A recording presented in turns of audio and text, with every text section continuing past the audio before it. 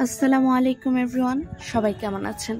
আজকের ভিডিওটা একটু ইউনিক, কারণ আজকে আমি দেখাবো যে আমাদের বাগানে কি কি ফল হয়েছে আর আজকে কি কি ফল নেওয়া যেতে পারে। তো আমি সর্বপ্রথমেই দেখলাম যে এখানে কিছু কমলা পেকেছে, তো ভাবলাম যে কিছু কমলা নিই। গাছ থেকে পেড়ে যে কোনো ফল বা সবজি, সেটা হোক অল্প কিংবা বেশি, পারতে কিন্তু খুবই ভালো লাগে। নিজের হাতে গাছ থেকে পেড়ে সেই ফলটা খাওয়ার মজাই অন্যরকম থাকে।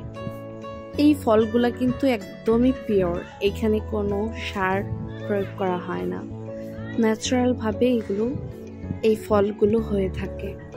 তো এখানে যেহেতু কোনো কেমিক্যাল নাই, শরীরের জন্য খুবই উপকারী। এই কমলাগুলো দেখতে যেরকম সুন্দর, খেতে কিন্তু একদমই টক। যারা খুবই টক পছন্দ করেন তাদের জন্য এই কমলাগুলো। আমি কমলা লবণ মরিচ দিয়ে ভর্তা বানিয়ে খেতে বেশি পছন্দ করি। এমনিতে খেতে ভালো লাগে না, একদম মাথা ধরে যায়, এত টক।